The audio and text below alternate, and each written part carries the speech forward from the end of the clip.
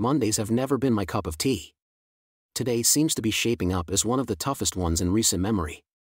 My wife, Peggy, appeared notably somber and low-spirited. Despite going through the motions of preparing breakfast for me and the boys, she seemed to be operating on autopilot. While she wasn't unkind, her demeanor was undeniably melancholic. It cast a pall over the morning, to say the least. I couldn't quite pinpoint the source of her distress, and truth be told, I wasn't inclined to pry. My sons, Robert, at 16, and Dave, at 18, departed for school around the same time I set off for work. For the past 15 years, I've been employed at a freight company, where I handle the loading and unloading of container ships. It's demanding labor, but the compensation is respectable. The desire to venture out to see and explore different corners of the globe has always burned within me. It's a passion that runs deep, occasionally leaving me feeling despondent at the realization it might never come to fruition. Nonetheless, family life holds significant importance for me. I find contentment in my domestic affairs, blessed with 2 remarkable sons and a beloved wife whom I hold dear. Yet, there's Monday, looming as my least favored day of the week. The worst part about my job is dealing with certain coworkers, especially Colin Frell, who's always causing trouble with his buddies, Bob Timbers, Ray Collins, and Freddie Springer. We've known each other since high school, and I never really cared for them then, and I still don't now. Colin wasted no time trying to stir up trouble today, mentioning a party on Saturday night that I missed because I was helping my father move out of his house in Chester. My mom passed away 6 months ago, so my dad decided to downsize. I encouraged Peggy to go to the party without us, but when she got back, she just said it was okay. I shot Colin a glare and stayed silent. "Sorry you couldn't join us, Grady, but thanks for sending your wife. She really livened up the party," he smirked. My fists clenched as I heard his group cackling like a bunch of hyenas, seemingly enjoying some private joke at my expense. As I began to walk away, Colin trailed behind, continuing his mocking, "Your wife's turned into quite a looker since high school, Grady. You're a lucky man to have her waiting for you at home every night," he jeered. I knew it was going to be a rough day. My forehead veins bulged, and the muscles in my neck tightened. Throughout my life, I'd struggled to keep my temper in check, trying to avoid confrontation. I turned away again, but Colin wasn't done. He tossed something my way, red, soft, a pair of panties. "Peggy left these behind on Saturday. She might need them to match that red bra she had on," he snickered, prompting laughter from the group. I stood there, refusing to pick up the red silk that had fallen to the ground. I realized I had stopped breathing, feeling my stomach muscles tense up. I was a tightly wound spring of rage about to snap. I knew I could take on any one of them, but facing all of them at once seemed daunting. At that moment, I didn't care. I started moving toward them, ready to confront them when a large hand grabbed my shoulder. Josh Hamilton, the foreman, met my gaze and wordlessly gestured toward the main office. I shot a fierce glare at the group, a hatred burning inside me, and followed Josh up the stairs.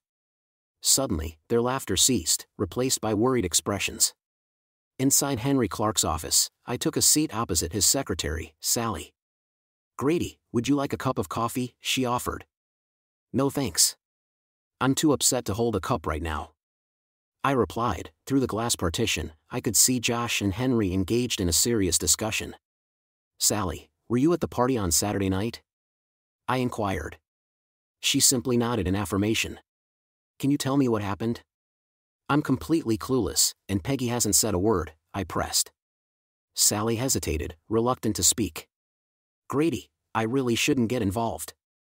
This is something you should discuss with your wife," she evaded. "But Sally, you were there, you witnessed everything. Please, just give me a hint," I pleaded. Sally shuffled some papers on her desk, clearly trying to avoid the conversation. "Please, Sally, I need to know," I insisted. "Well, Peggy showed up at the party looking stunning, but after about an hour, Colin started pushing drinks on her. She finally revealed she appeared to be enjoying herself. Colin would whisper to his buddies whenever he got more drinks, and they'd all burst into laughter. Eventually, Peggy and Colin disappeared into the back storeroom. About 30 minutes later, Bob, Ray, and Freddie followed them. We didn't see any of them for an hour, and then they all returned laughing and joking.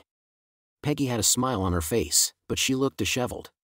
Her hair was a mess, and her dress was wrinkled. About 10 minutes later, Peggy and Colin left together, Sally revealed. Thanks, Sally. I didn't want to hear that, but it makes sense, I said. We sat in silence for another 10 minutes. Then Josh came out and gestured for me to come in.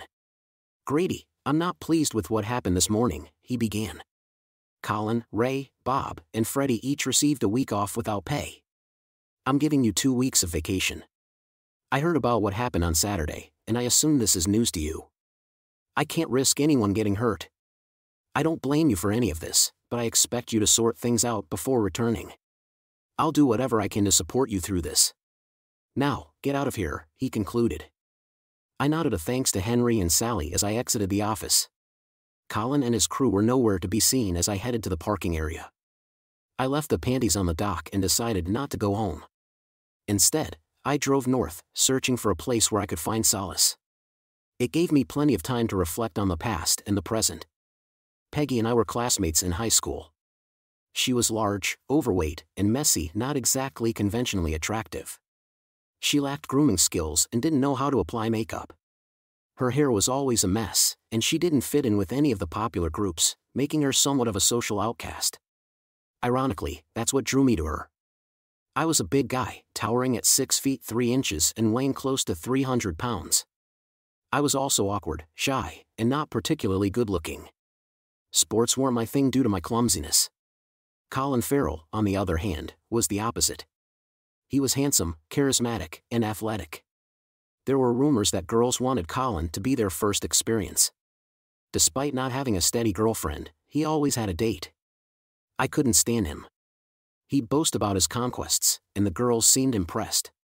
Then there was Peggy. She'd hoped Colin would take her out, wanting to claim him as her first. However, Colin not only rejected her but publicly humiliated her by telling everyone about it, calling her derogatory names.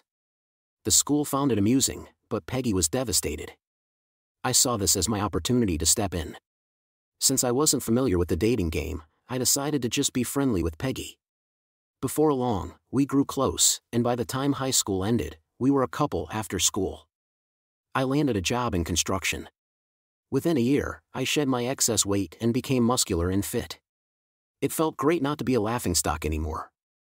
Peggy and I tied the knot within a year. Our sons Robert and Dave came soon after, and Peggy started hitting the gym. Her transformation was incredible. She learned how to style her hair, put on makeup just right, and dress to impress. She looked amazing, and I was proud to call her my wife. I loved her before her makeover, and now she was like a princess. When I got the job at the loading dock, our lives took a turn for the better.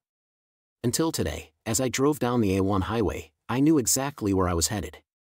It was just a matter of time. I couldn't help but think about our 2 sons. They came from sturdy stock and showed it. We made sure they stayed active to avoid turning into couch potatoes like we once were. Dave was a bit taller and leaner, while Robert had big hands and muscular arms. Both were in good shape and capable of looking after themselves. We taught them the importance of self-control and not being bullies. Both of them shared the same dream of sailing the seas. I suppose it ran in the family. I made a promise to support them in whatever they wanted to pursue. Peggy was a fantastic mother and a wonderful wife. She managed the household well and avoided spending money on unnecessary things. Our intimate life was satisfying, or so I thought. We enjoyed ourselves during our intimate moments, and I was content with that aspect of our relationship. I found myself driving on the M6, still covering the miles. The shadows were growing longer, and I hoped to reach my destination before nightfall. It was a 7-hour journey to Port Patrick, but it was the only place I wanted to be at that moment. I kept an eye out for the A75 and finally spotted it as the sun dipped below the horizon. There were plenty of parking spots available this time of year near the Duke's Inn. I handed my keys to the bartender and requested a room for the week. I had no luggage, change of clothes, or razor, but I didn't mind. He retrieved the room key from the rack, handed it to me, and hung my car keys in the same place. I grabbed a pint and settled into the back corner. The amber light from the street lamp filtered through the bottle glass window beside me. It was time to numb myself and forget about the world. I would often wake up in my room late in the morning with only vague memories of how I got there. Usually, one of the locals would help me up the stairs and plop me onto the bed.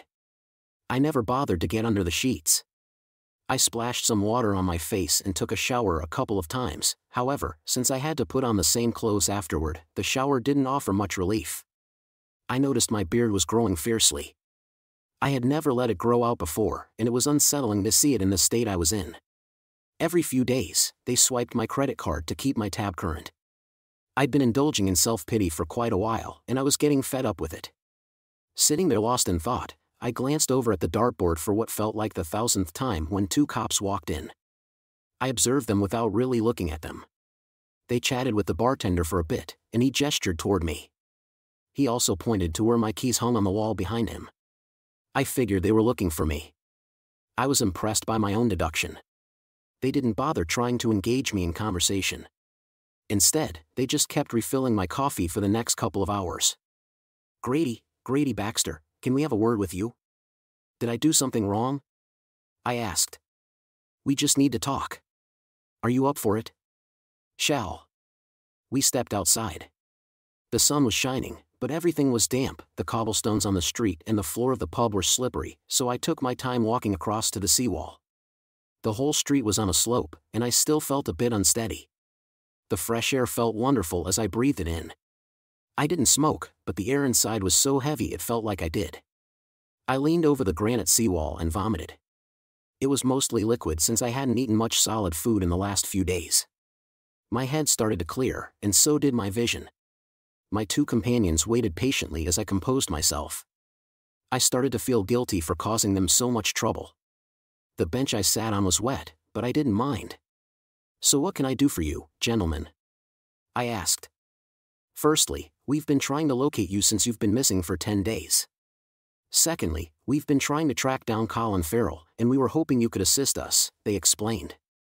Well, you found me, so that part is resolved. As for Colin Farrell, I haven't seen him since the day I arrived here. The bartender probably already told you that. I haven't budged since I checked in. I don't know where Colin is, but I'll probably go looking for him when I get back home. I talked to them for another hour. They didn't have anything to charge me with, and once they found me safe, they seemed more interested in talking about Colin. They tracked me down through the credit card charges. I'll remember not to make that mistake again if it ever comes up. I went downhill and bought some fresh clothes and a toothbrush. I decided to keep the beard for a while, even though it looked terrible. After a final shower, I settled my bill and headed home. I stopped about 4 times on the way.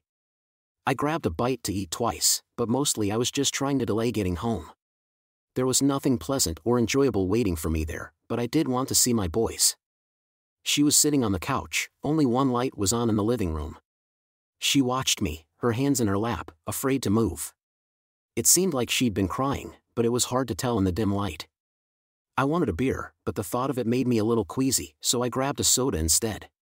I settled into the recliner across from her, waiting for her to speak up. The boys are spending the night at their friend's place. I suggested it so we could have some time alone to chat. Why didn't you tell me before I found out? I don't know.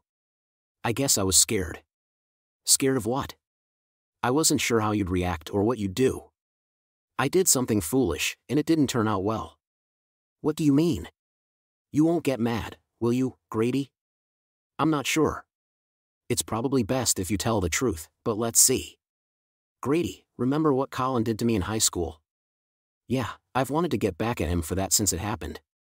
Saturday night at the party, I thought it was the right moment, so I set a trap for him. That's not what I heard. Hear me out, Grady. Like I said, it didn't go as planned. I dressed up nicely, and Colin started flirting with me.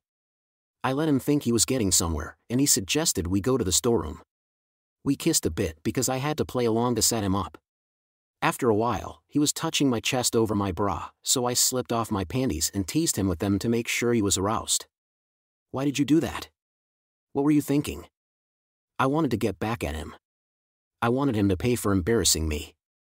Anyway, I noticed he was excited, so I told him to take off his pants so we could have some fun. He did, and then I did something girls are never supposed to do. Alright, what on earth did you do? I pointed at his stiff member and burst into laughter. I told him it was a sorry excuse for manhood and that I wouldn't let anyone with such a tiny thing like that touch me. As I mocked him about his size, it started to shrink until it was completely limp. It was a mean thing to do, but it felt right in that moment. Keep going, I composed myself and headed for the door to leave. Bob, Ree, and Freddie were waiting outside. Apparently, Colin had told them they could have a turn after him, and they were patiently waiting. I walked past them and went to the restroom, laughing. When I returned to the party, they were all standing around with smug grins on their faces. Apparently, they had spread the rumor to everyone at the party that they had been with me in the storeroom. They claimed it was payback for me humiliating Colin. I was upset and left. I heard you left with Colin. That's not true. I left alone and drove straight home. You left your underwear there for Colin.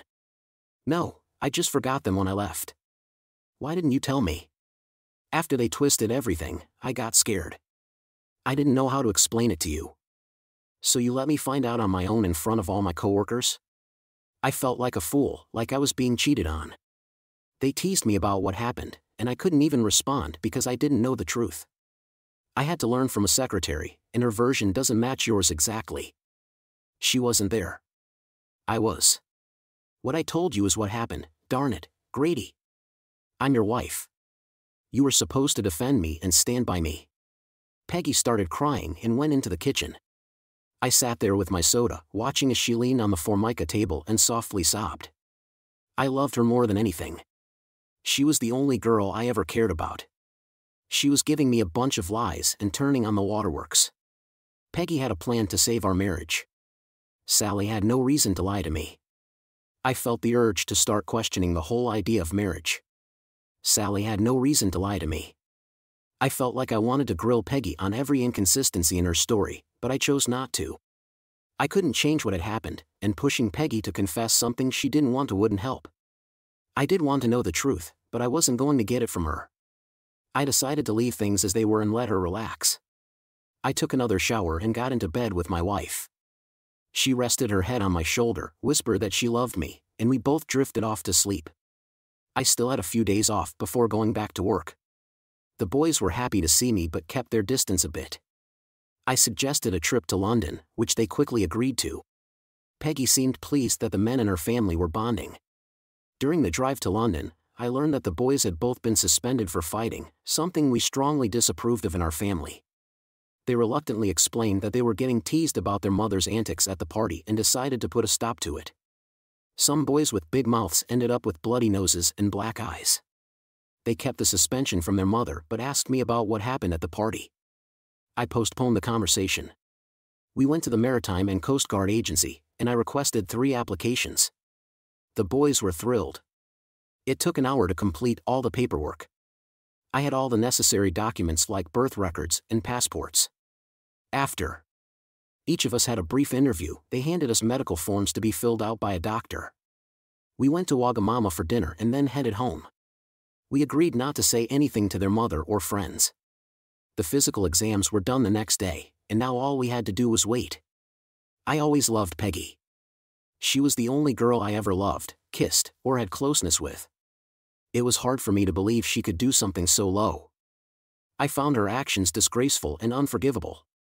I was still open to giving her a chance if she could somehow prove her story, but the chances seemed slim. By the end of the week, she made things worse.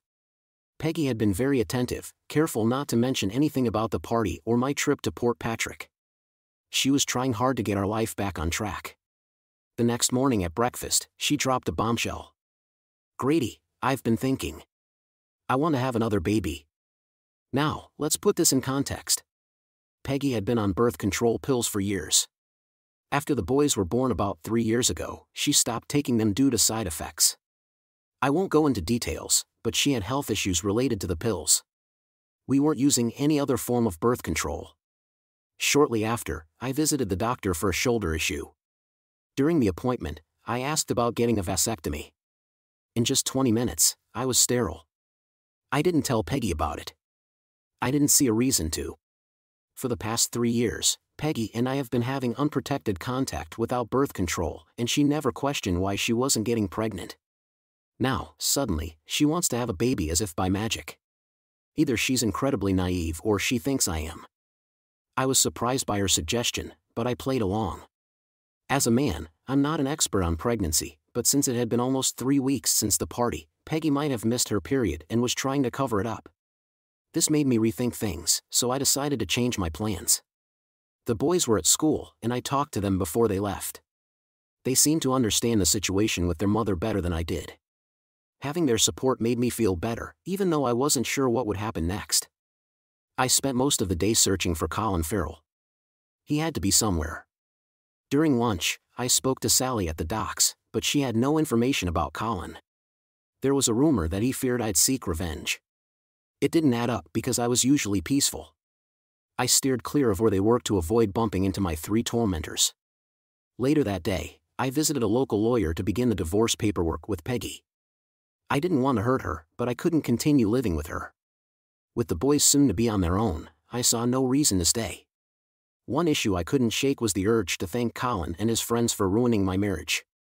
I knew Peggy was mostly at fault, but I couldn't take it out on her. Her lovers needed to face consequences for their actions. Freddie Springer, one of them, always stopped by MC Murray for a drink before heading home.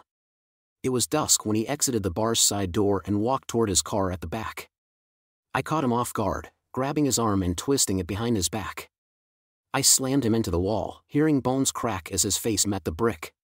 Despite his struggles, I kept him pinned and started hitting his kidneys with my other fist.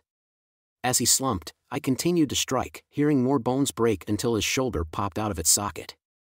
I knocked him down onto the cobblestones as a crowd walked down the alley. Nobody pursued me as I calmly strolled to my car and drove off. 2 hours later, I found myself at the police station. Peggy had put up the house as collateral for bail and was completing the paperwork. Alice Springer burst in, yelling that she wanted me locked up forever. They managed to keep her away from me, but she kept ranting until Peggy spoke to her. I'm not sure what Peggy said, but Alice glared at us both before storming out. Robert and Dave had my car and drove me home while I followed behind. The boys looked proud of me, but I made sure not to encourage them. Freddie suffered a dislocated shoulder, a broken nose, 2 black eyes, and various internal injuries yet to be fully assessed. Several ribs were broken, but thankfully none pierced his lungs. My wife and I didn't discuss the incident when we got home. I slept on the couch for the first time in 20 years, but it didn't bother me. The next morning, I was up early trying to figure out my next move. The Osaka Maru was docking at Felixdale. Captain Jose Costa agreed to take me on if I sorted out my papers. I promised to get back to him later in the week. On my way home, I stopped to refuel. As I finished, I noticed someone rushing toward me. I turned just in time for Ray Collins to hit me on the left side with a 2x4. It grazed my left arm before cracking a couple of ribs. I struggled to breathe, feeling unable to take in air with my eyes shut. I saw bright flashes of white and then felt my knees give out. The wooden club made a strange clunking noise as it bounced on the pavement. Ray lost his grip on it after the impact. As I fell, my right hand instinctively grabbed onto some flannel. Twisting to the left, I slammed my right fist with the flannel into the ground. I landed hard on top of Ray's body with my eyes still tightly shut to block out the pain in my left side. My left arm felt immovable. Acting purely on instinct, my right hand began hammering up and down. I wasn't sure what I was hitting as long as it wasn't the asphalt. Both sides of my body seemed to work independently. While my left side curled up for protection, my right side kept attacking anything it could find. At first, Ray wriggled beneath me, attempting to escape, but soon he lay still. I didn't stop hitting him until some bystanders pulled me off. Breathing was still difficult, and the pain was intense. A medic administered a shot, and I drifted off to sleep on the way to the hospital. When I woke a few hours later, my left arm was in a sling, and my body was tightly taped. Breathing was easier, but still required caution. Peggy was there, looking displeased. "What on earth were you doing, Grady?" she exclaimed. "You caused quite a scene over that little party issue." "Sorry, honey," I replied. "I didn't do anything. Why did your friend attack me with a 2x4, and what's this about a little party issue?" "I need a better explanation of what happened that Saturday," I insisted, "or I'll keep asking around."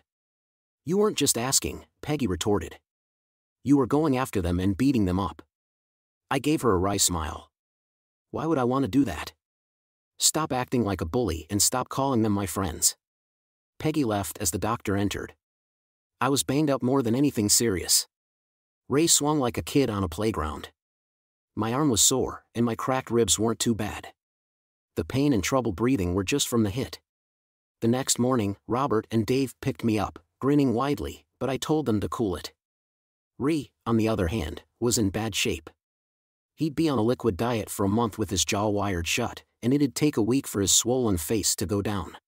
One punch did break his collarbone though. Every punch was kind of random since I wasn't aiming. No charges were filed against me since witnesses confirmed Ray dealt the first blow. I had to take another week off, this time on sick leave. Sally mentioned Bob Timbers quit, and his paycheck was sent to his brothers in Aberdeen. Colin's whereabouts were still unknown. Peggy and I weren't talking much. I ended up sleeping on the couch every night. I ditched the arm sling soon, but my ribs still hurt a bit, though I could move and breathe okay. The Osaka Maru was leaving in 4 days.